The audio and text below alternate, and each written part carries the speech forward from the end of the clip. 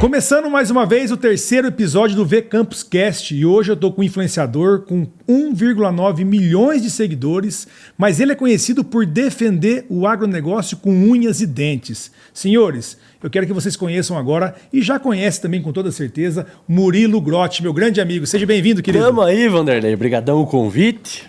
E defesa do agronegócio, mimosa de leite, plantação de churrasco, a gente gosta de falar de tudo um pouco. Então, já que você falou de defesa do agronegócio, eu quero saber o porquê que ainda é tão difícil defender o agronegócio no Brasil. Rapaz, primeiro, quem está trabalhando dificilmente tem tempo, né, para fazer outra coisa. E a gente via, cresci nessa realidade, então dentro de casa.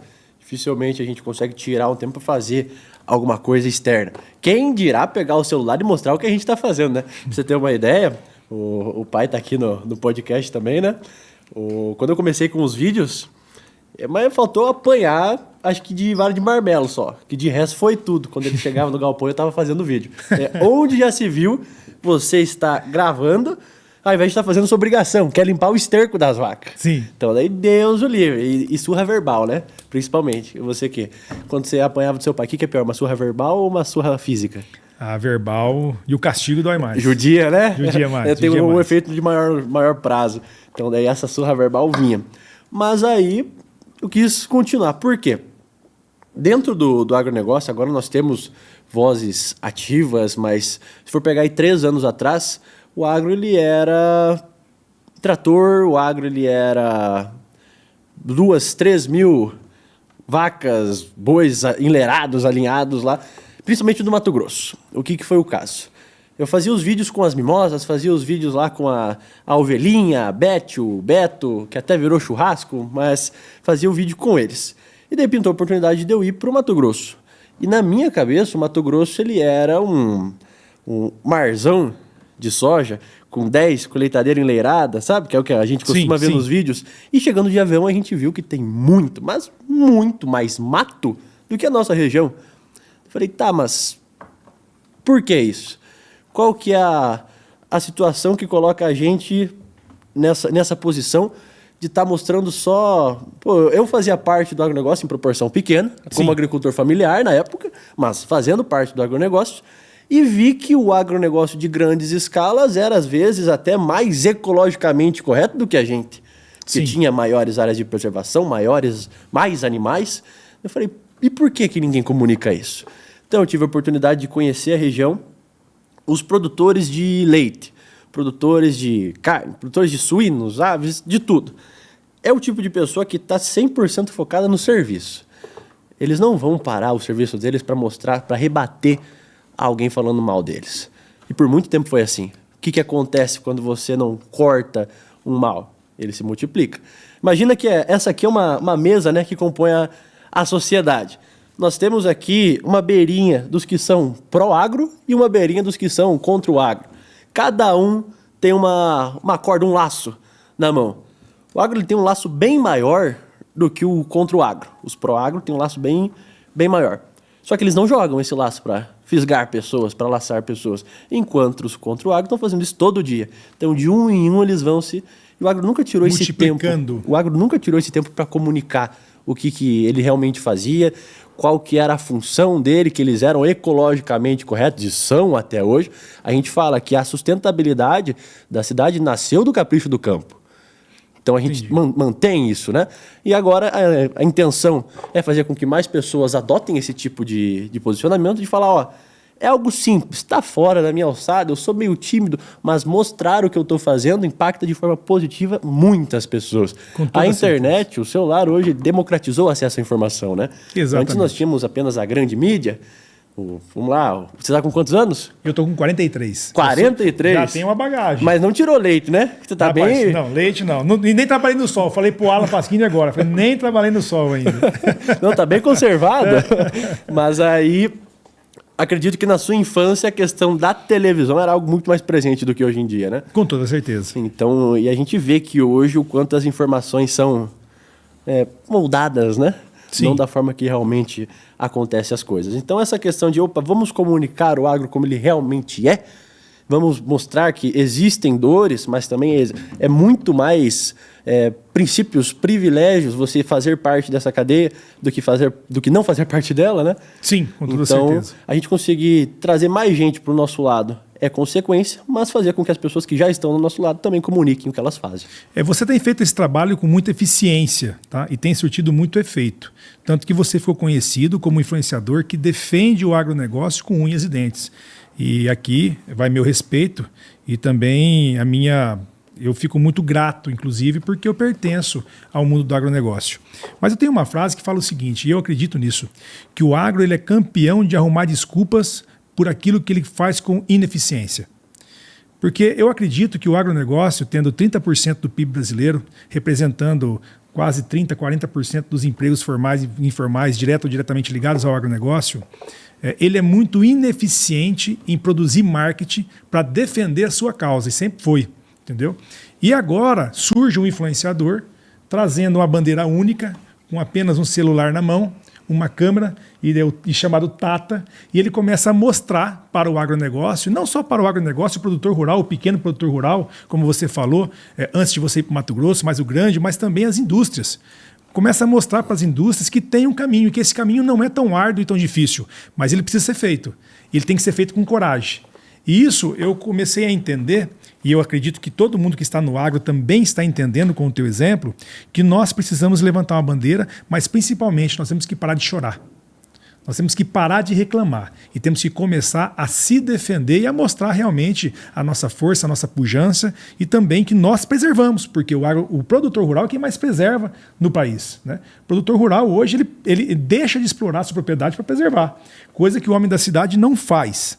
E eu queria saber o seguinte, qual que foi a primeira vez que você falou assim, eu vou me posicionar na defesa do agro? Qual que foi o vídeo que estourou? Qual que foi a primeira vez que você falou assim, viu, a partir de agora eu vou fazer isso? Vou puxar o contexto um pouquinho para trás, né? Essa questão de comunicação, que é uma área que hoje eu posso dizer que eu tenho um bom destaque, um bom reconhecimento, vem de um mentor muito bom que eu tive, que foi meu pai. Ele sempre falou para mim que a arte da comunicação, um bom comunicador é um bom contador de histórias. O agro não sabe contar história. Como eu disse, ou ele está trabalhando, ou ele acha que ele não precisa fazer isso. Tanto que hoje a gente está na situação em que poucas pessoas conhecem a nossa realidade.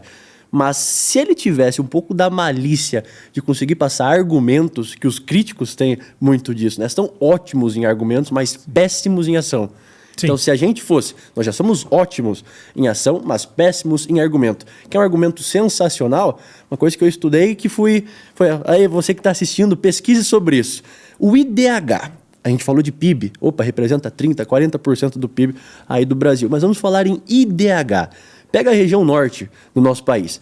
Piauí, Pará, Bahia, Tocantins. Essas regiões, há 30, 40 anos atrás, elas eram regiões de terceiro mundo. Nós temos ainda muitas regiões onde o saneamento básico não chegou, onde o nível de analfabetização é imenso. Mas temos alguns pontos nessas regiões que isso não existe. Como é que na Bahia nós temos partes que são extremamente pobres, mas partes que são extremamente ricas e estão longe do litoral, longe da capital?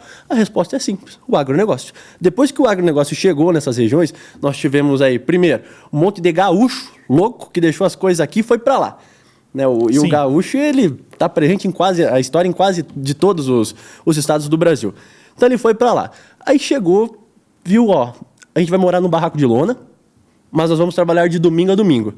E eu acho que é inevitável a gente crescer. Muitos voltaram, muitos morreram. Foi o que aconteceu. A gente vê a história aí do Mato Grosso, vê a história da Bahia, vê a história do Tocantins, do Pará. Muitos morreram, malária, cobra, onça deve ter acontecido, mas enfim. Eles falam, não, vamos fazer isso, de domingo a domingo, durante 30 anos. Cara, me fala alguma profissão que se você trabalhar durante 30 anos de domingo a domingo, você não vai ficar rico. Não existe. Então, não existe. Então, essa questão de... Se a gente soubesse usar isso de argumento, não ia ter esse negócio de, o agro são os latifundiários, os exploradores. Eles estão vendo hoje o John Deere, o Valtra, estão vendo hoje o Massey Ferguson, o Case lá na propriedade. Mas quando foi para lá era Valmete, era enxadinha, era foice. Lá você, recebia por estar na área para desbravar. Outro argumento... Nessa época em que as pessoas morriam de malária, que não tinha desenvolvimento, não tinha saneamento básico, que era uma região extremamente pobre, que hoje é extremamente rica, pega um mapeamento ali de fauna. Faz uma comparação de como que era a fauna naquela região, naquela época, onde nós tínhamos apenas cerradinho baixo, tinha só areião, que não era improdutivo. Pega ali anta, cateto, queixada, compara. Lobo-guará, que hoje está em extinção, onça pintada. Vamos fazer uma comparação com hoje.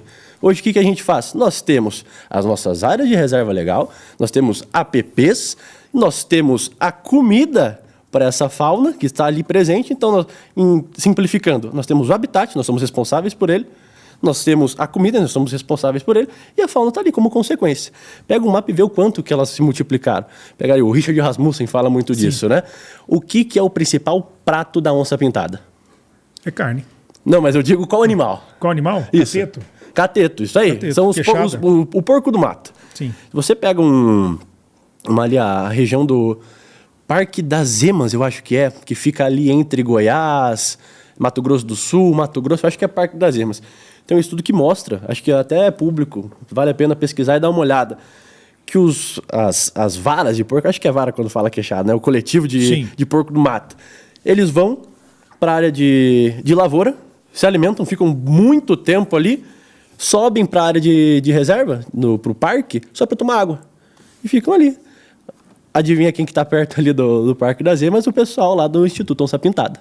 É um lugar que tem muita onça. Então, respondendo a sua pergunta, né? O que foi o primeiro vídeo que me levou a pensar, opa, isso aqui realmente é um posicionamento que vale a pena. Eu tinha muito medo do que as pessoas iam pensar de mim, porque antes eu fazia um vídeo de conteúdo humorístico e depois passei para a linha de conteúdo mais sério, né? Mas foi quando chegou na nossa carne ali. A gente era produtor de leite ali no Paraná. E daí começou a vir aqueles vídeos maliciosos, que o leite é inflamatório, que a mimosa ela sofre para tirar o leite, ela tem a ubre dela apertada, o teto machucado, que pipipi, papapá, papapá. Aí você que vive isso, você fala, mas o que esse lazarento tá falando? Não faz sentido.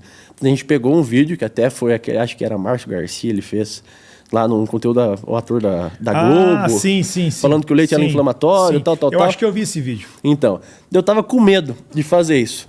Mas falei, não, vamos explicar como é que realmente funciona. Peguei, expliquei como é que funcionava tirar o leite, mostrei como é que era a questão da mimosa ser bem tratada, ela tinha que estar lá. A gente brinca que até tem esmalte na unha, né? Que a gente passa o formoped para não dar problema ali de laminite, coisa. E mostrei. Tá, eu perdi 100 mil seguidores em questão de 3 dias. 100 mil seguidores. Só que eu ganhei 100 também. Quem que saiu? Quem era contra, quem não... Sim. Por algum motivo, a verdade incomodou eles. Sim. Porque é muito mais fácil você acreditar em alguma coisa que te convém do que você realmente ir atrás da verdade, né? Então saiu esse tipo de pessoa, mas entrou um outro. Eu falei, opa, aí entra pai de família. Quantos mil seguidores você tinha nessa época? 600 mil, eu acho. 600 mil. 600. Eu lembro dos números baixando e subindo, baixando e subindo, baixando e subindo. Entre uma semana e outra saiu 100 e entrou 100. 4,6 milhões de visualizações do vídeo. Tanto que deu lá 100 e poucos mil novos seguidores. Sim. Então compensou os que saíram. E teve essa troca. Mas essa questão de defesa do agronegócio eu vi que ninguém estava fazendo. O que o produtor faz? Ele vai nos comentários chorar. Aquilo que você falou. Ele ia lá nos comentários e falava, se vocês soubessem o quanto que a gente sofre, se vocês soubessem o quanto que é complicado, o quanto que é difícil, tá, mas está se queixando e não está mostrando que a vaca ela é bem tratada, não está tendo um contra-argumento. A gente volta para aquilo que eu disse. Nós somos ótimos em ação, mas péssimos em argumento, diferente dos nossos críticos, Exatamente. que são péssimos em ação, mas são ótimos em argumento, porque eles têm tempo para ficar matutando sobre isso. Agora me levantou uma curiosidade. Você falou que antes você fazia um outro tipo de conteúdo. E até que levou, quando você veio defender o agronegócio pela primeira vez, você teve uma saída de 100 mil seguidores, mas também teve uma reposição de 100 mil seguidores que gostaram e aprovaram essa defesa do agronegócio. Qual que é a história do Murilo Grotti em conteúdo digital? Como que você começou? Por que você começou lá atrás? Você mesmo falou que o pai que está aqui não gostava muito que você deixava os seus afazeres na fazenda para gravar vídeos, mas como que começou, por que começou e qual que foi a tua história? Então, não é que eu deixava de fazer. Eu queria fazer rápido para poder ir gravar, daí às vezes escapava alguma coisa. Mas eu sempre fui muito comunicativo. Eu ia para a escola, né, estudei a vida inteira em escola pública. Então daí quem quem teve esse privilégio deve saber que a cada pouco a gente tem a reunião de pais, né? Aí eu era aquele aluno que a mãe ia lá para a reunião, aí a professora, não, mãe, ele é um ótimo aluno, ele faz as lições certinho, entrega, mas ele fala demais. E ele acaba atrapalhando os outros, tal. Eu tinha a escola... eu tinha o colégio ali como uma válvula de escape para convívio social. Gostava, adorava. Então era satisfatório estar no colégio e estudar era uma consequência, mas estava ali para conversar, para fazer amizade, eu adorava isso. E veio a pandemia, cortou. Então a gente teve ali a época do EAD, né? Sim, sim. Aí eu engordei, que só fazia as aulas deitado e tal. Eu falei, cara, esse negócio de não tá podendo mais sair de casa, não tá mais indo estudar e ainda não tem ninguém para conversar, tá me matando. O que eu vou fazer? Eu estudava na parte da manhã, acordava cedo, tirava leite, estudava até meio-dia e depois ia fazer o serviço normal, né? E daí eu falei, cara, eu vou começar a conversar com vaca. E daí, o que é o mais incrível? Que é uma coisa que até as pessoas não sabem, né? Mas você, produtor de leite, quando você fala Costa Mimosa, a lazarenta não responde, cara. Ela responde. Responde? Responde, não. É que você tá num convívio ali, você pega o animal desde pequeno, cria, você vai conversar com ele. E daí eu falei, cara, que massa. E foi indo. E um dia eu gravei. E daí aquilo bombou, né? Eu ainda tinha um óculos que eu tinha comprado de mountain bike, aqueles que você colocava por trás do capacete. Sim. E daí eu coloquei na vaca uma vez. E daí sim que... Aí bombou de vez, né? E daí teve um dia que o pai chegou lá no galpão e a vaca tava de óculos. Aquele dia foi um dos dias da surra verbal. E o Tata vem de onde? Tata, aqui no sul, né? Eu sou nascido em Curitiba. Aí com 9 anos de idade eu fui pra fazenda lá em São José dos Pinhais. Só que a minha infância ali a gente passou visitando Passo Fundo, Erechim, essa região sul. Sim. Ia pra Porto Alegre a cada pouco. E o Tata, ele é um termo muito abrangente, né? O Tata pode ser pai, pode ser irmão mais velho, pode ser babá, mas no geral, Tata é quem cuida. É quem cuida. E como eu comecei os vídeos mostrando as mimosas das quais eu era o responsável... Então, você hoje, era o Tata delas. Exatamente. Então, hoje nós vamos falar sobre as mimosas, o quanto elas produzem e o quanto elas precisam ser bem tratadas para produzir. Então, vem com o Tata. Vem com o Tata. E daí, esse vem com o Tata pegou no Brasil inteiro. É muito massa. Eu queria saber o seguinte, quando foi que você descobriu realmente que o agro ele não tinha problema algum? O problema era somente narrativa. Eu tenho um contraponto. Que, na verdade, existem algumas coisas que a gente precisa, sim, melhorar. Só que a narrativa ela é extremamente sensacionalista, né? Nós temos, se você pega um produtor rural hoje, por mais certinho que ele esteja, tem algo que ele pode fazer a mais. Eu não digo em questão questão ambiental, mas melhorias em práticas, como, por exemplo, você consorciar o milho com braquiária. Nesse sentido, sabe? Sim, claro. A gente busca sempre a perfeição. Isso, o aperfeiçoamento dentro do agro é uma coisa que a gente ainda deixa a desejar. Sim. Mas nós estamos fazendo muito já. Mas, respondendo a sua pergunta, essa questão do sensacionalismo, ele pode parecer que é só uma ação esporádica, algo que as pessoas fazem para se sentirem importantes, já que normalmente são inúteis.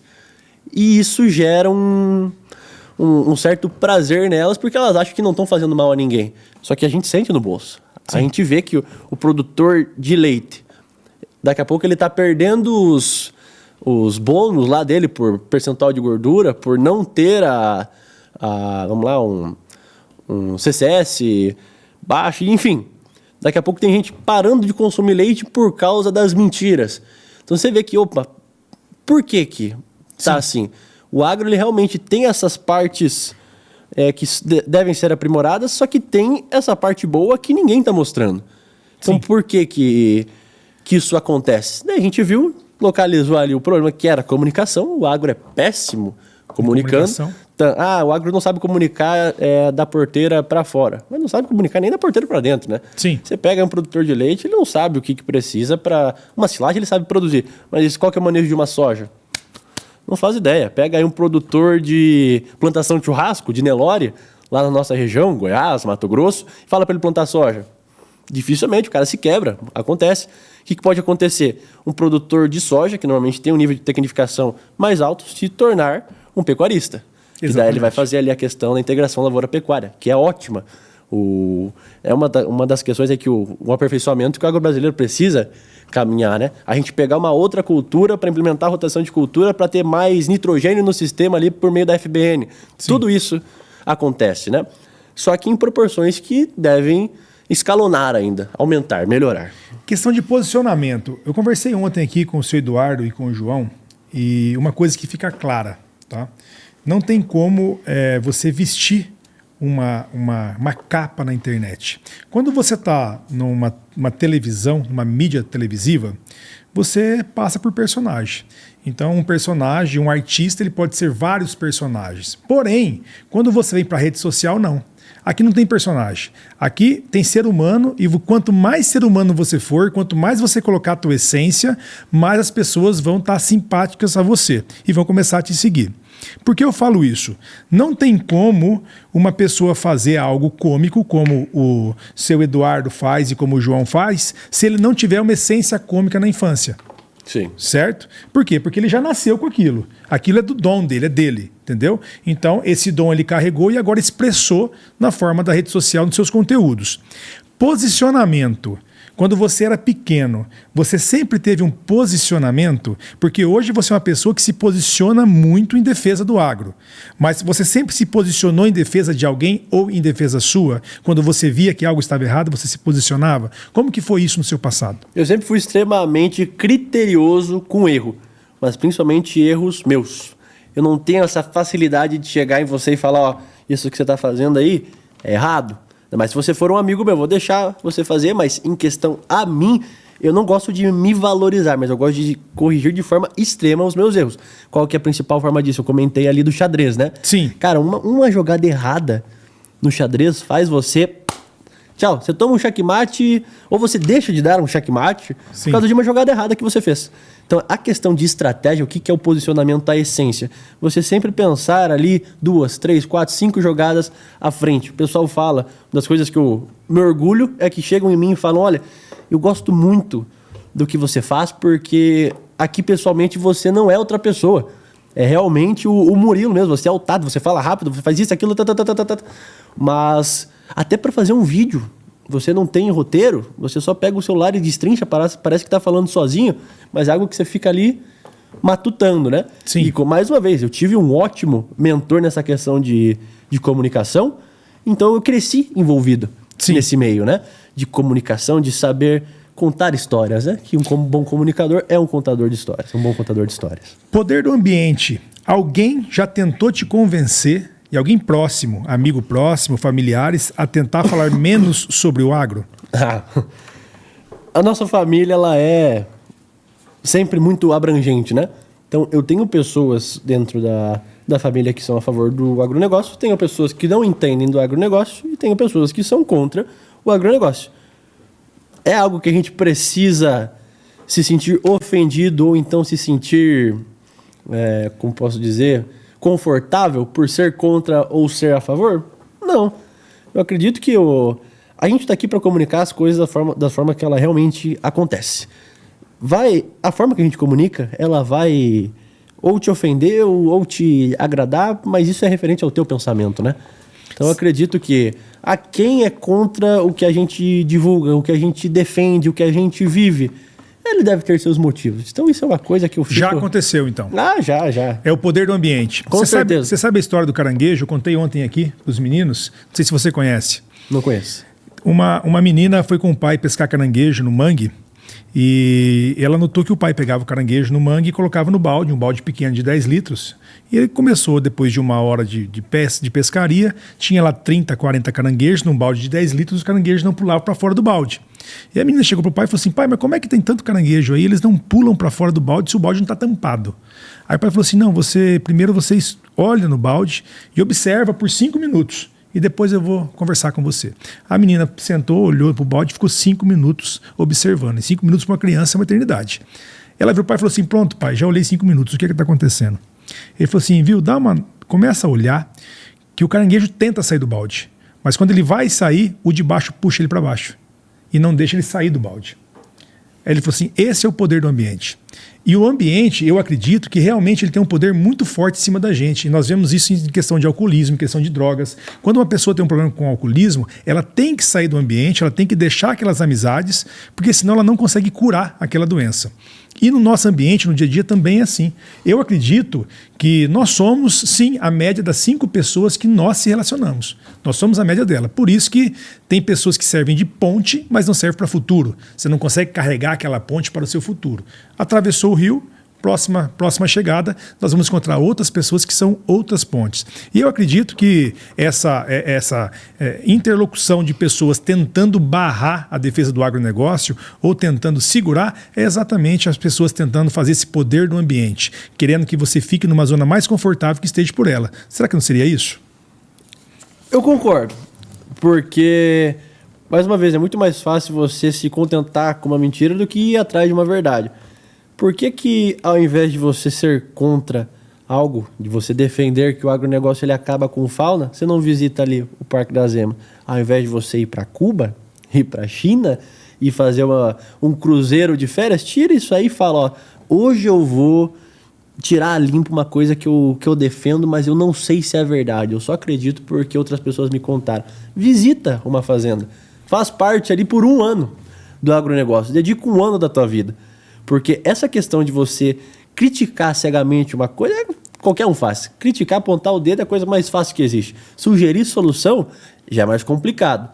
E assumir que estava errado, aí sim a gente está falando de um... Nossa Senhora, né? Que é igual a mulher.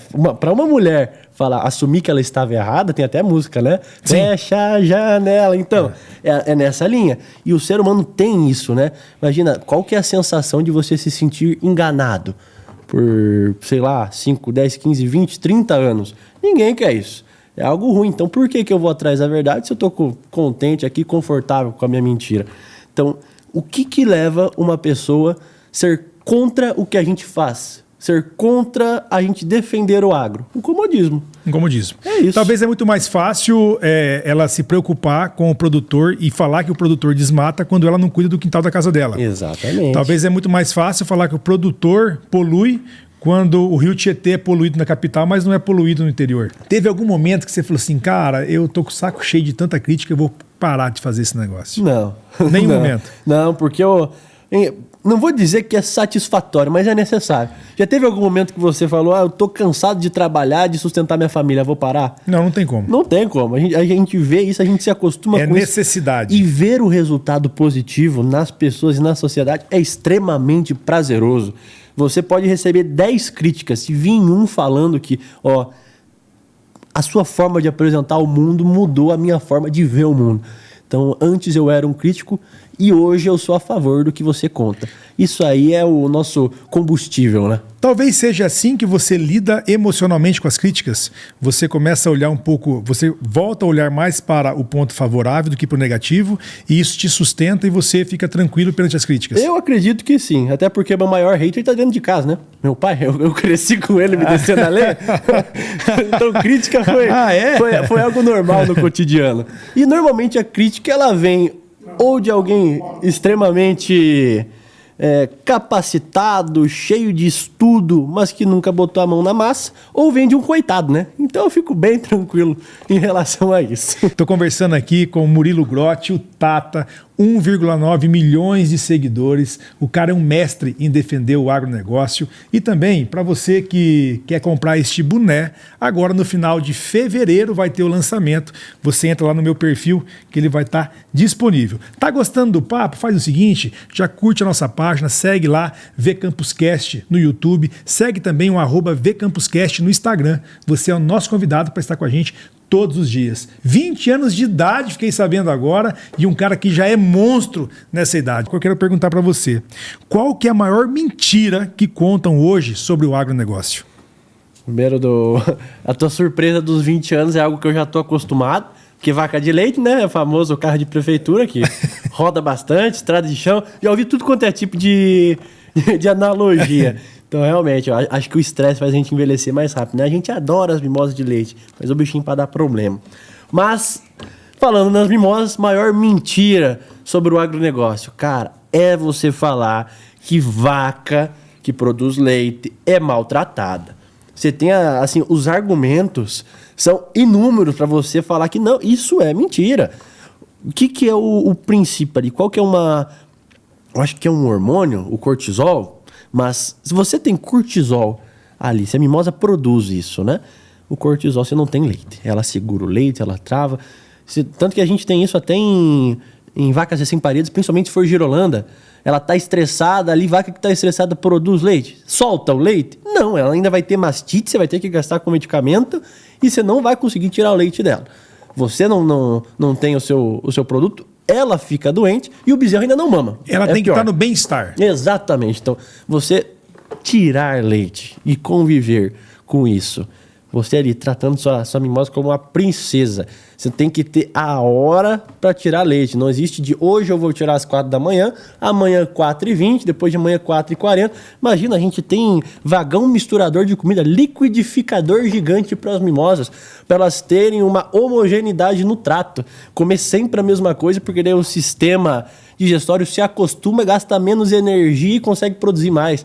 Então, assim, é pedicure, que tenha casqueamento, é questão de horário para tirar leite, é questão de conforto térmico, porque tudo isso impacta de forma negativa. Se você fizer tudo isso e por algum motivo ela se estressar, produzir cortisol, ela não te entrega leite, o famoso suco lácteo.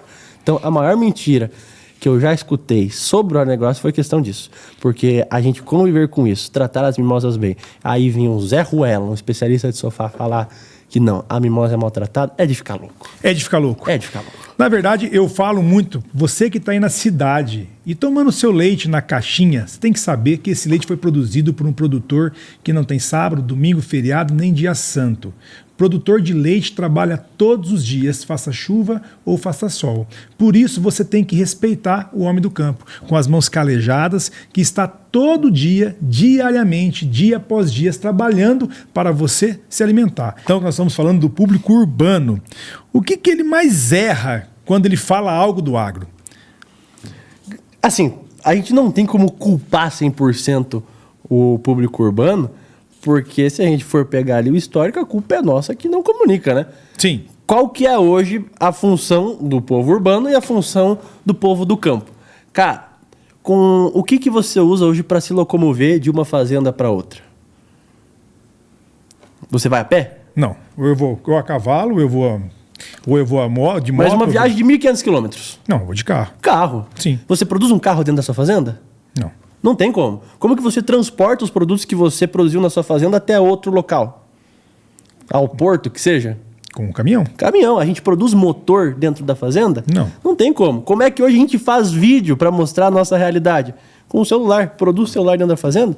Não. Então, o que é a função de cada um? Hoje nós somos responsáveis por produzir a comida, movimentar a economia, mas conseguir, de certa forma, sustentar quem gera para nós, quem traz até nós as nossas tecnologias. Sim. E não tem como a gente achar que é função de todo mundo saber o que a gente faz, ainda mais quando a gente não comunica.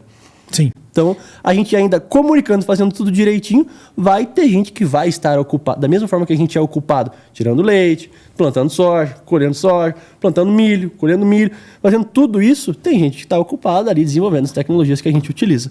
Então, eu posso dizer que o erro de muita gente, de quem critica, o povo urbano que critica o agronegócio, ele tem um erro de não ir atrás da verdade. Mas o povo urbano que é neutro ali, que o famoso, não, para mim o agro não fede nem cheira. Ele está pecando em não saber de onde vem a comida dele, não entender todo o sistema? Está, mas ele também tem as suas obrigações, né? Então eu acredito que fica ali empatada essa questão. E se você tivesse 60 segundos para você convencer o povo da cidade que o agronegócio não é o terror que eles pintam, o que você falaria para essa pessoa? Eu vou fazer um convite só, precisar de 10 segundos. Falar, ó, vem lá, passa uns dias com a gente, que vai ser o necessário. Ah, mas eu não tenho tempo. Bom, mas isso que você faz está sendo negativo para um monte de gente, né? Ah, não, eu quero pensar num mundo melhor. Cara, não existe um mundo melhor sem produção de comida. Ah, mas eu não como soja.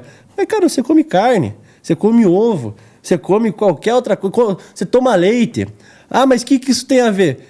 Para uma mimosa, para um touro, para um boi, para uma ovelha produzir lã, que seja, ela precisa estar saudável.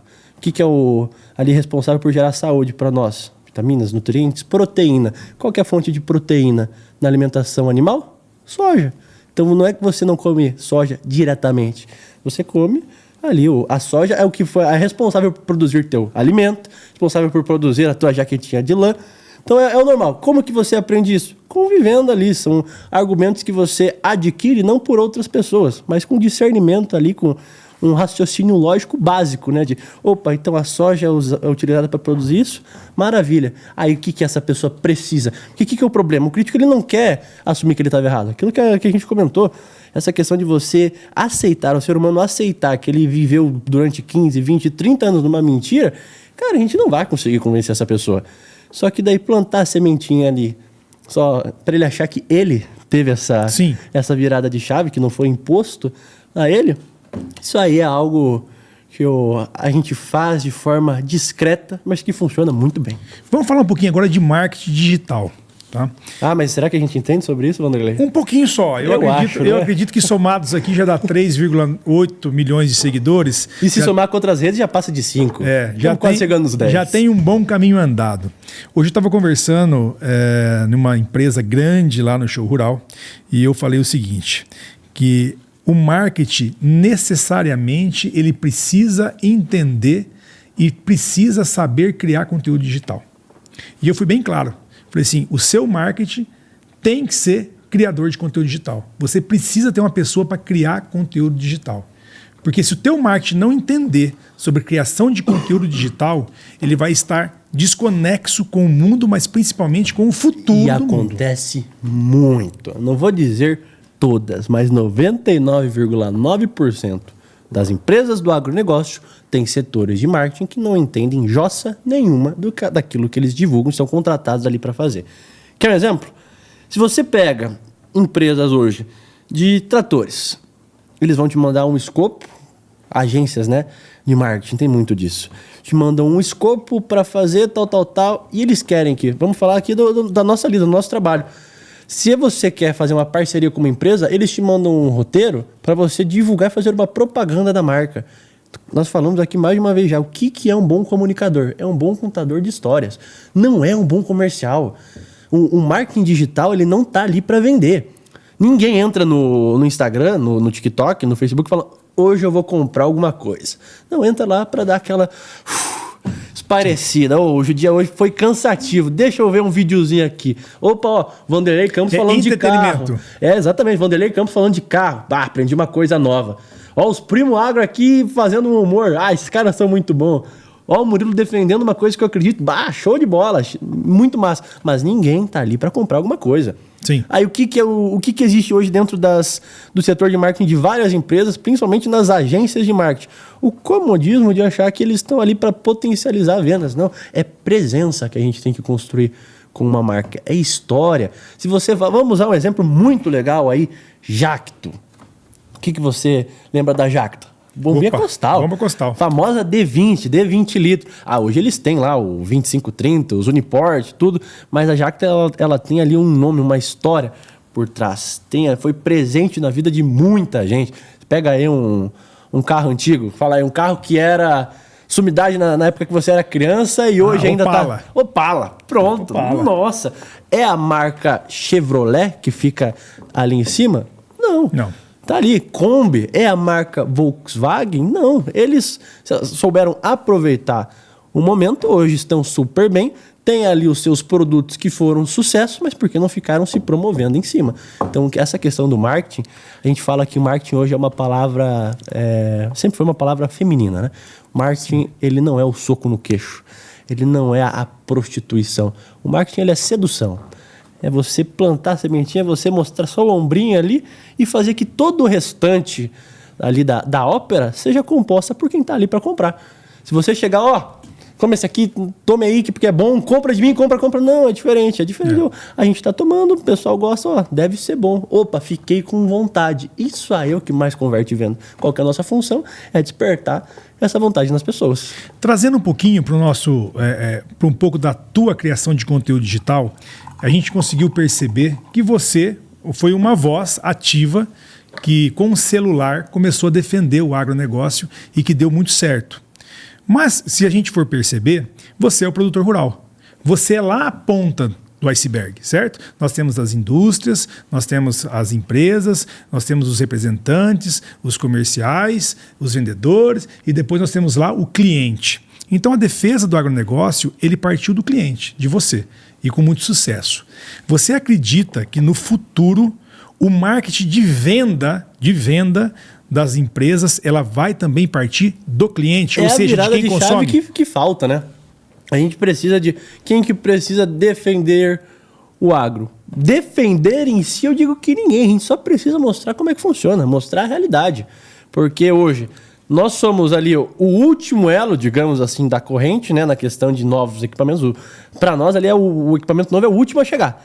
Então, a gente está defendendo tudo ali, a gente está mostrando todo o contexto, o equipamento aparecendo e tá show de bola. A gente sustenta o vendedor que vendeu para nós, sustenta a empresa que ele trabalha, sustentar, eu digo, em manter vivo ali, porque o que... Se não tiver a gente, eles também não existem mais. Nós somos produtores. A gente divulga, a gente mostra o que a gente vive.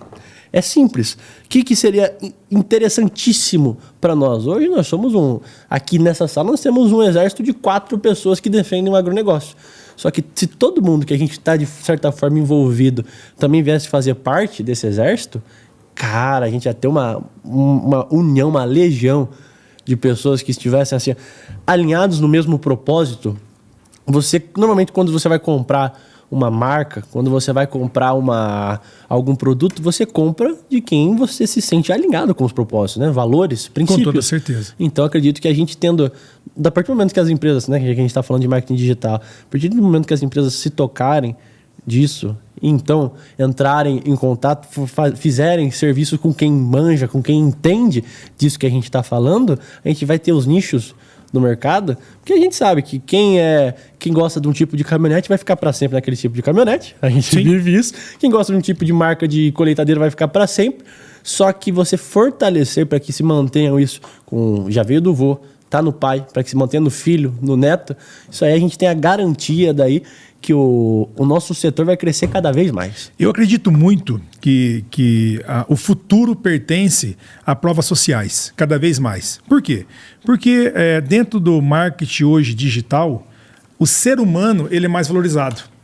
A pessoa em si, de uma forma muito real, e quanto mais realística, mais forte é a prova social.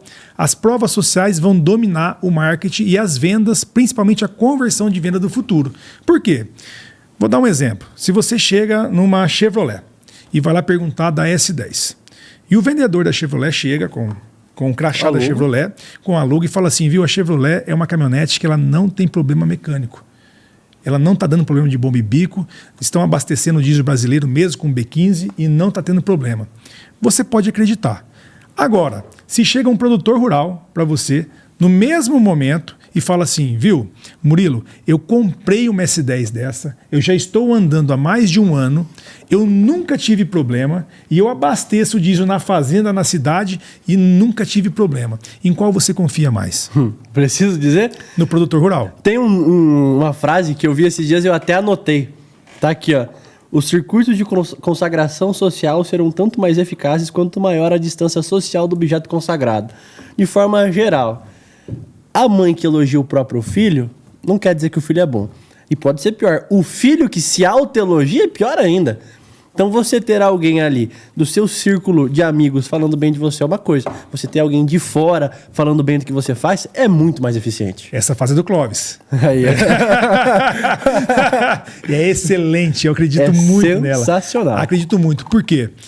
Nós temos hoje um projeto chamado Batalha Digital, que é exatamente isso. É ensinar aos vendedores, ou transmitir, na verdade, os ensinamentos, aquilo que nós aprendemos do 0 a 2 milhões de seguidores, levando toda essa expertise, que é uma técnica que nós utilizamos para crescer nas redes sociais, para ensinar os vendedores lá da multinacional, lá das empresas do agronegócio, a produzirem conteúdo digital. Para quê? Para eles captar as provas sociais. Você que tem uma empresa de semente e que faz doação de semente para campo lado a lado, gastando milhões e milhões e milhões com verba de marketing, que o seu representante recebe lá 50, 100 sacas de milho, distribui essa semente para os produtores e que de 10, 15 campos demonstrativos não volta um nem dois para você. Esse é um dinheiro jogado fora. Quando você começar a perceber que o seu cliente, ele não precisa de doação, ele só precisa de um afago, de alguém que chegue perto dele, que tenha amizade e que colete uma prova social, mesmo sem que ele precise ser dado. Ele comprou seu produto lá na cooperativa, na revenda, mas o teu vendedor tem o sentimento de ir lá e buscar a prova social. Quando o seu vendedor descobrir isso, mas principalmente o seu marketing descobrir isso, você vai ter uma irrigação de provas sociais que vai gerar muita demanda e muita venda para você na multinacional. E o agro vai agradecer esse tipo de comunicação. Exatamente, porque ela é real. Ela é real, ela é humana. Ela é de quem usa o produto. E o que é um bom comunicador? Um bom contador de histórias. Exatamente isso. Agora, eu quero saber o seguinte, tá? Um erro muito grave, mas um erro muito grave que já aconteceu. Não, um erro grave que já aconteceu na sua vida que você fala assim, cara, com isso aqui eu aprendi. Em questão dos vídeos ou fora deles? Fora de qualquer erro grave que aconteceu na tua vida que você falou assim, com isso eu aprendi. Eu sou jovem, eu tenho 20 anos. E uma vontade imensa de vencer na vida.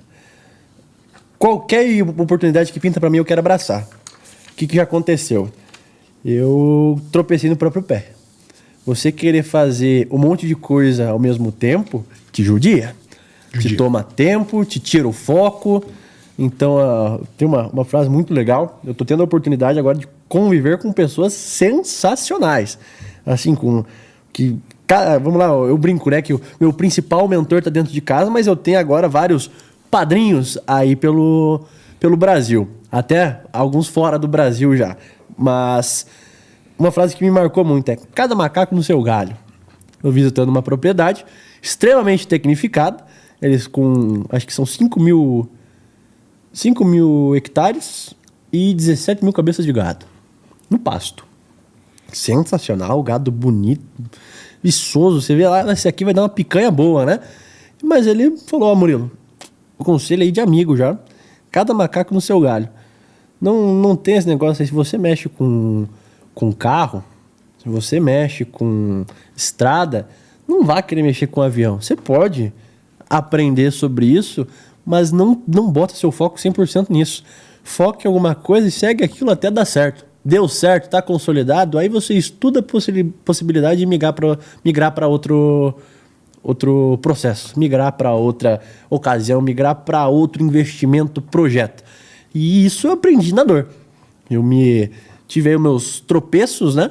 Até foi algo recente, mas que agora você bota você fala, opa, o meu foco, a minha meta, o meu objetivo está ali. Então é isso que eu vou seguir até atingir, até alcançar. Depois a gente pensa no próximo passo. No próximo passo. Então foi um erro, mas que me trouxe um aprendizado sensacional e que eu acredito que vai ser muito positivo aí nas próximas etapas da minha vida. É que, na verdade, a vida é muito mais sobre os nãos que você consegue falar do que os sims que você fala. Falar não é muito difícil, mas ele é extremamente essencial. Eu, com 43 anos de idade, eu consegui entender isso. E isso faz parte da experiência. Porque tem pessoas que têm idade, mas não têm experiência. E tem pessoas que são jovens e que já têm experiência. E talvez esse seja um ponto que trouxe uma experiência para você sobre o poder do não.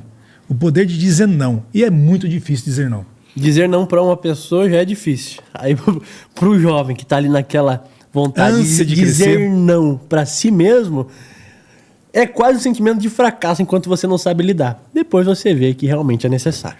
Qual que é o peso para quem defende tão fortemente o agronegócio? Cara, eu não vejo como um peso, sendo assim bem sincero. A gente tem que mostrar o que a gente faz. A nossa função é comunicar aquilo que a gente acredita. Mas um peso que pode impactar é, às vezes, as pessoas que estão dentro do nosso próprio setor achar isso de alguma forma ruim.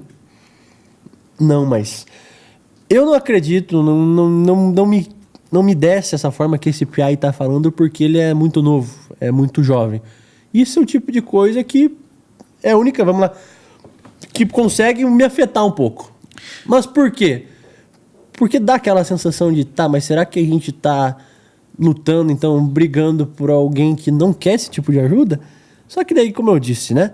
Você conviver com 10 críticos, com 10 pessoas que são contra o seu trabalho, mas você escutar a validação de uma pessoa, que você foi positivo para ela naquele momento, isso aí anula praticamente tudo, as coisas ruins que você escuta.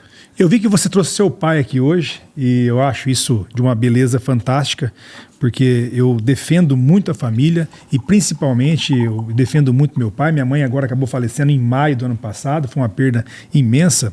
Mas eu quero saber o seguinte, poder da família. Para você, o que a família significa? Cara, principal base. Hoje tem aquela frase, né, que sozinho você vai mais rápido, mas bem acompanhado você vai mais longe. Bem mais longe. Eu tenho certeza que se não fosse o meu pai no início dando aquelas puxadinhas de rédea, o rumo tinha sido outro. Eu tenho certeza que se não fosse hoje a minha mulher morando comigo lá no Mato Grosso, o ramo tinha sido outro. Porque você se dedica, você se entrega ao serviço, mas você chegar em casa, ver que você tem alguém esperando, ver que você tem planos com essa pessoa. Cara, isso é sensacional. Já que a gente tá falando de relacionamento, o que é o relacionamento? Cara, um relacionamento ele te mata dia após dia. Isso é negativo? Claro que não. O relacionamento ele tá ali para matar aquele seu eu antigo e fazer você criar uma pessoa nova. Você aprende, você se dedica, você se aprimora. Então, o que morre dentro de você? O seu eu antigo. Você se transforma em alguém mais atencioso, se transforma em alguém mais cuidadoso, se transforma em alguém mais trabalhador. Então, até agora eu brinco, né, que a minha mulher, ela veio já com um bezerrinho no pé. Sim. A Maju. Cara, você ter a sensação de ser pai, onde você não pode mais ter os deslizes, que a partir de agora você é um exemplo. Você tem quantos filhos? Eu tenho 2. E aí, como que é ser exemplo para 2 seres humanos? Ser exemplo para 2 seres humanos é uma tarefa árdua diariamente, porque o seu filho, você vai ver muito isso, ele vai aprender muito mais com o que você faz do que com o que você fala. Exatamente. Então, o exemplo ele é essencial. Você precisa andar sempre na linha, porque sempre você vai ter alguém te olhando. E os filhos são a prova social, né? Então, é algo incrível. Então, essa questão hoje do que é a família. Cara, eu não vou dizer que quem não tem família não é alguém confiável. Mas eu prefiro muito mais ter ali no meu círculo de amigos, já que nós somos a média das 5 pessoas que a gente convive, eu prefiro que pelo menos 3 ali sejam aquelas pessoas extremamente de família mesmo, porque eu tenho certeza que vão estar alinhados, né, com vários dos meus princípios e valores. A gente vê hoje uma banalização na família e, infelizmente, algumas pessoas do agronegócio também traz essa narrativa, né? Da mulher não ser tão importante quanto o homem, ou não colocar a mulher como um ser tão importante, o que eu acho totalmente errado. Porque, para mim, a mulher é a base. Né? Quando se fala, mas a mulher não trabalha, a mulher fica em casa. A mulher tem um trabalho mais especial da vida de um homem. E, por isso, ela é a base do homem. Né? Ela é o alicerce. Quando a minha esposa está mal, por exemplo, eu não consigo ter um dia bom. Não consigo. Por quê? Porque ela é a base da minha família. Ela é a base dos meus filhos. Então, ela tem o trabalho principal na minha casa. E eu queria saber, você tem um relacionamento agora recente. Sim. O que mudou na sua vida como profissional, como pessoa e como emocional quando você realmente assumiu uma família, tem agora filhos e tem uma esposa? O que mudou positivamente na sua vida? A primeira coisa foi ali a questão da agora a gente ser exemplo, né? Quando você tem uma criança em casa, ela absorve o que você fala, mas muito mais o que você faz. Então isso aí já é um ponto. Mas, falando dessa questão da mulher aí, né? A predisposição, a vontade de fazer alguma coisa é algo sensacional. E as mulheres terem isso hoje em dia, não é errado, cara. Só que eu falo pra minha mulher, o dia que você precisar sair de casa pra fazer dinheiro e sustentar a família, ou eu morri, ou alguma coisa muito errada tá acontecendo comigo. Não tá certo isso. Eu tenho ali a minha função de falar, ó, você está bem, você está segura, você tem a casa, e isso é a minha função. A gente até brinca, né? A minha função é comprar a casa. A sua função é transformar em lar. Quer me acompanhar na lavoura? Vamos junto. Quer aprender a operar o drone comigo? Vamos junto. Quer vacinar o gado? Ela até é veterinária, né? Vamos lá, engravida lá 4, 5 vacas hoje, 50, 500 vacas, vamos lá. Vamos aumentar o nosso plantel de animais, vamos fazer a nossa plantação de churrasco crescer. É você que vai inseminar. É importante essa convivência, mas falar que eu vou deixar a minha mulher será responsável, será a provedora da família, eu tô falhando com a minha obrigação de homem. Com toda certeza, porque na verdade o homem ele é quem caça. Né? O homem quem busca a caça, o homem quem provê na família. E né? aquela coisa, se a mulher quiser acompanhar na caça, à vontade.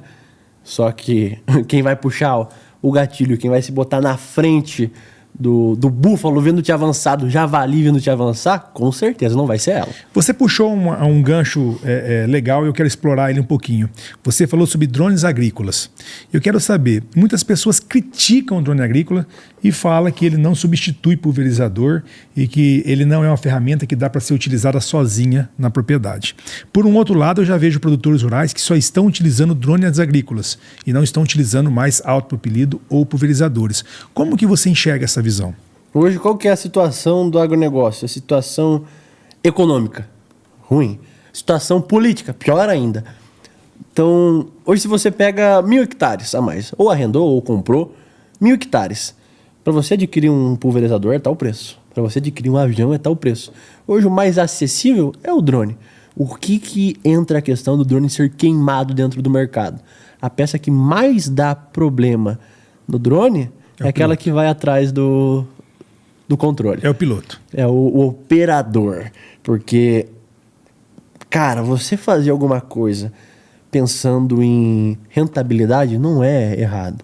Mas você pensar na rentabilidade ao invés da eficiência, aí você está sendo um boca aberta. Porque não é o meu que está na reta, né? Se acontecer alguma coisa com a lavoura, se não for uma boa... Se a gente não tiver uma boa eficiência aqui na lavoura, o produtor não vai saber. Cara, não existe isso. Mas pode dar deriva, pode acontecer isso. E só acontece se você estiver operando um drone em situações que não são adequadas, não são favoráveis. Então, o que é o drone hoje? Cara, a gente está vivendo... Eu não tive a oportunidade de chegar ao mundo quando a terra ela era barata. Eu não tive a oportunidade de chegar ao mundo quando as oportunidades de terras que hoje valem milhões ainda eram trocadas por Fusca ou apostada no truco. Sim. Só que essa questão, a gente está vivendo essa era da tecnologia de, eu não digo substituir, mas consorciar equipamentos onde cada um é adequado para uma função, cara, é algo sensacional. Os drones, o que eles estão aí para fazer hoje? Eles estão aí para complementar a nossa operação. São opções acessíveis, tecnológicas, mas que precisam ali de uma bagagem técnica muito, muito, muito sofisticada. Porque você não vai colocar uma orelha seca para operar um equipamento tão eficiente assim. Porque o que manda no drone é uma máquina, algo incrível, sensacional, mas ainda é operado por um ser humano. Você tem resultados positivos tanto quanto com autopropelidos utilizando drone em sua lavoura? Positivo a gente tem de história, né? Se a gente não tivesse autopropelido, o Brasil não ia ser o que é hoje. Sim. O drone ele veio aí não para substituir, mas na atual situação, entre comprar mais um autopropelido ou comprar um drone, óbvio que a gente vai no drone. Não, mas a pergunta é a seguinte, você já teve lavouras que teve a produtividade igual, com a eficiência igual, utilizando o drone? Se a gente for comparar mesma população por metro, mesmo manejo, adubação, mesmo tipo de solo, não, porque tem um amassamento, né? Sim. Então só nessa questão a gente já teve um retorno maior por hectare. A gente está falando aí hoje de 5% até 8%, né? Sim. De perca por amassamento por hectare por causa do pneu, fora a compactação de solo.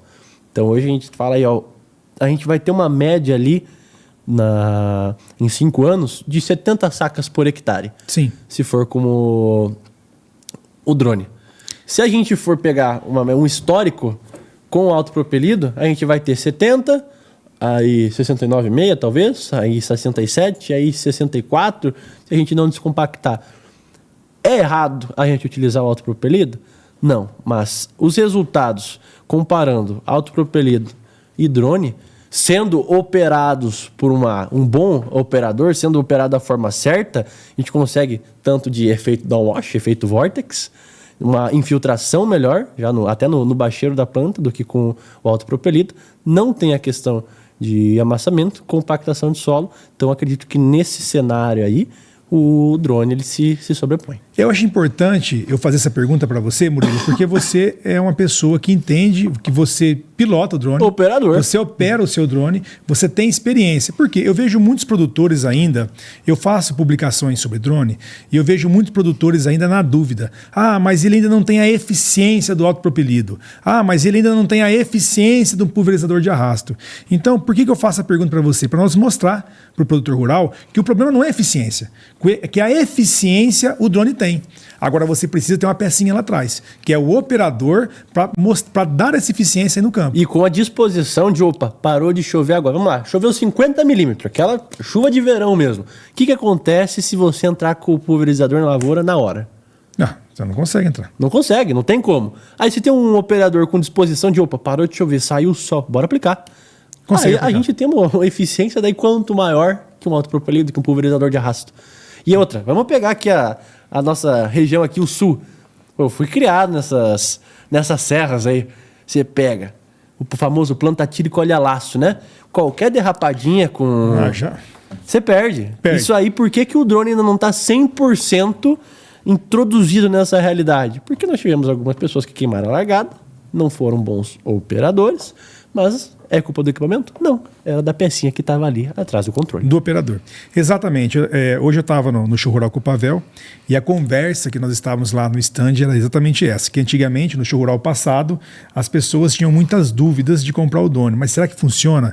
E agora parece que já está mudando. As pessoas já vão, já conformadas. Não é se vai comprar, é quando vai comprar. É quando vai comprar. Exatamente. Agro do futuro.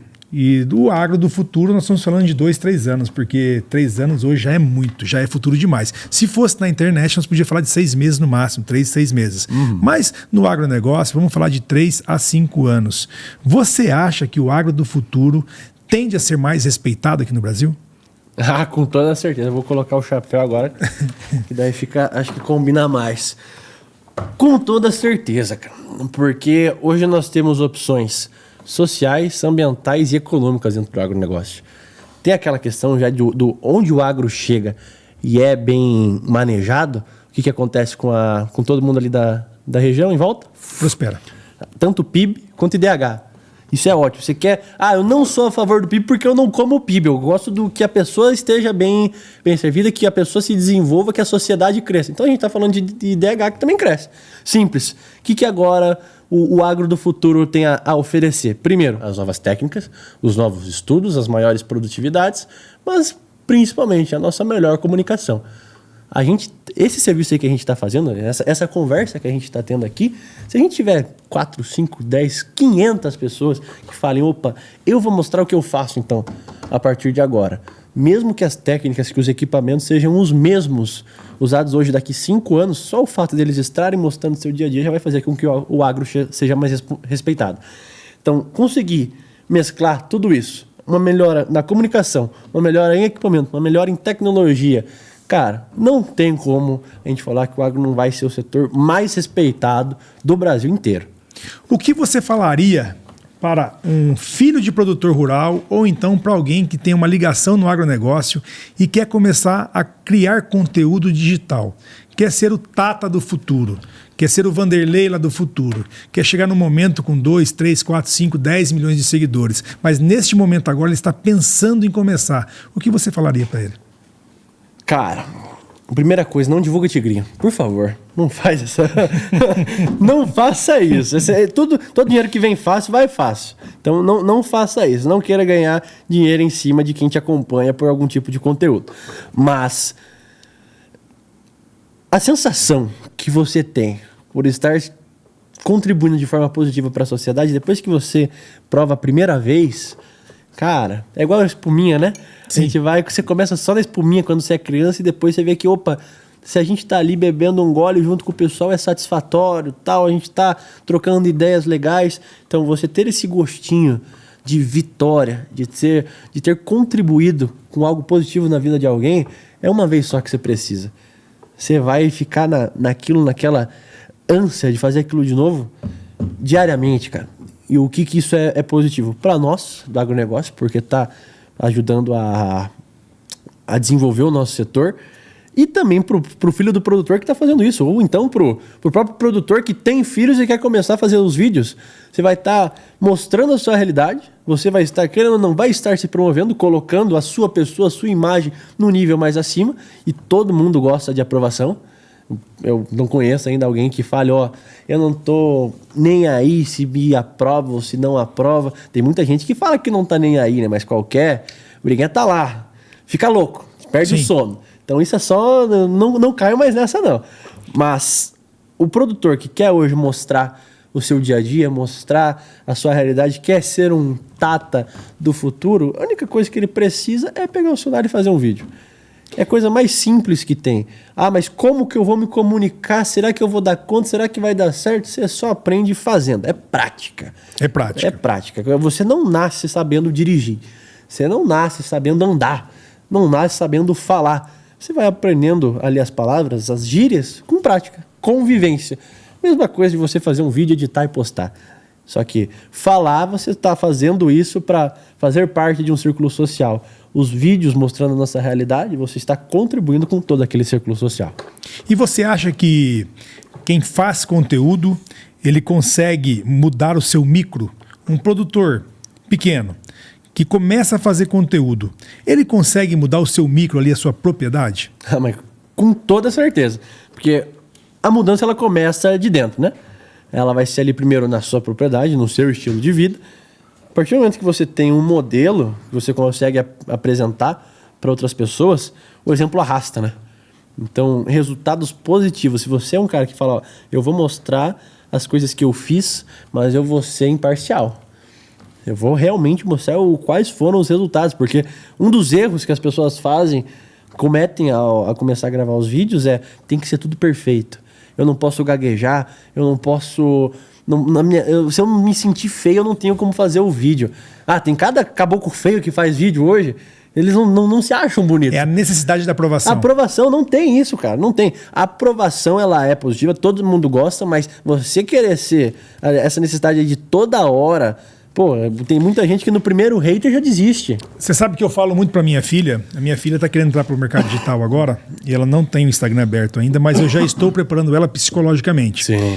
E eu falo, filha, quem não tem necessidade, e necessidade você pode entender também como necessidade financeira, tá? Geralmente as pessoas que têm maior poder aquisitivo são as pessoas que têm mais dificuldade para entrar para rede social. Por quê? Porque elas necessitam mais de aprovação. Elas têm medo do que vão postar, porque elas têm medo do que as pessoas vão comentar sobre elas. E essa necessidade de aprovação, esse medo do que as pessoas vão falar, impede que elas consigam ter uma trajetória boa e introduzir, entrar e estourar na rede social. E a gente ainda tem os malfeitores dentro da internet, né? Que se vê. Tem gente que se ofende com o teu sucesso. Sim. Então, se você está fazendo um vídeo com um carro bom de fundo, o simples fato de você ser melhor sucedido ou parecer melhor sucedido que ele vai querer te xingar. O que você tem que fazer no caso desse? Relevar. E essa questão de preparar psicologicamente, esse preparo psicológico é algo que todo mundo tem que fazer antes de entrar pro social, porque a gente vai estar expondo a nossa imagem, expondo a nossa vida, e tem gente que vai se sentir ofendido por isso. O sucesso incomoda? Eu não. Eu vejo que outras pessoas... Você já viu, você já teve em algum ambiente do passado que você não conseguiu mais estar pelo teu sucesso? Cara, vou usar um exemplo aí da minha... Assim que eu fiz 18 anos, né? Eu queria muito ir numa balada. Eu falei, nossa, agora começa aquela vida, bebedeira e tal. Eu fui e me frustrei, cara. Falei, nossa, é isso só? É algo... Acabou a noite, agora o que a gente faz? Volta pra casa? Eu tenho que tirar leite 6 horas da manhã. Era isso. Tem um detalhe, né? Eu podia sair todo sábado, todo domingo, quando eu quisesse. Mas 6 horas eu tinha que estar em casa pra tirar leite. Era a minha obrigação. E Deus o livre se um dia. Tanto que nunca aconteceu. Minto, aconteceu uma vez, né? Uma vez. Foi, acho que 3 meses sem sair de casa. Só saía para comprar pão e coisa, para fazer o serviço lá, buscar silagem e só. Só que essa questão aí de coisas que eu fazia que eu não faço mais depois da fama. Cara, eu cuido muito com o que eu falo. Sim. Porque querendo ou não, alguém pode distorcer.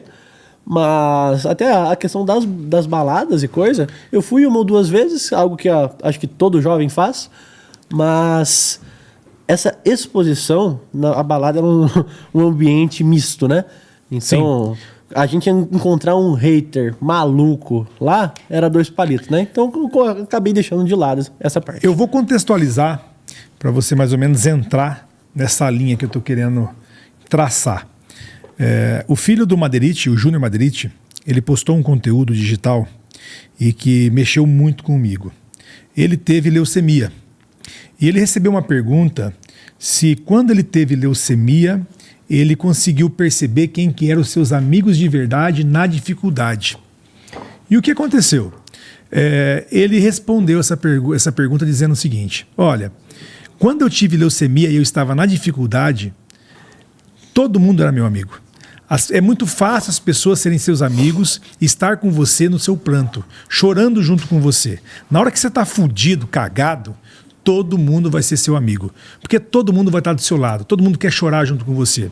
Ele falou assim: você sabe quando que eu descobri quem que eram meus amigos? Quando meu pai estourou na internet, quando eu comecei a ganhar seguidor, quando eu comecei a brilhar. Porque é muito difícil para as pessoas conviver com o seu brilho. Tem aquela questão, né? Todo mundo quer te ver bem, mas nunca melhores que eles. Exatamente. Então essa questão do sucesso incomodar, isso aí, agora que eu entendi a linha que você quer seguir, com certeza, cara. E daí, quem que vai te apoiar em 90% das vezes? Família. Também. Mas saiu da família, questão de amigos, é o estranho. O seu segundo maior apoiador vai ser o estranho, o cara que você não conhece. Quem compartilha e quem comenta. Exatamente, é o estranho. É o estranho. Quem compartilha, quem comenta todos os dias, nós temos ali é uma pessoa que a você não família conhece. Que tá ali, que te ajudou, que te ajudou a estruturar tudo, mas depois é o estranho. É o estranho. Não é o amigo próximo. O que te mantém firme, mesmo quando é mais fácil ficar calado? Cara, projeto. Sendo bem sincero, assim, eu tenho uma ambição muito grande de conseguir conquistar aquilo que eu tenho vontade. E às vezes o ficar calado é a opção mais fácil, a opção mais cômoda. Só que daí eu penso, né, pô, mas tinha que ter feito isso então já há 3 anos atrás, que foi quando eu comecei. Então, nós estamos chegando, já se aproximando do final do nosso podcast e tem uma pergunta que eu faço para todos os convidados e eu quero fazer para você. O que você acha que o mundo que nós estamos vivendo precisaria ouvir neste momento e por quê? Rapaz, é tanta coisa, né? Eu vou falar uma coisa bem direta, mas que eu acho que é muito importante. O quanto você estuda não diz respeito ao quanto você sabe do mundo. Uma experiência prática é muito mais valiosa que uma experiência teórica. Uma anula a outra? Não. Mas essa questão de todo mundo querer ficar impondo, de se bancar o estudioso, porque aquilo, eu acredito nisso, isso é assim porque eu estudei.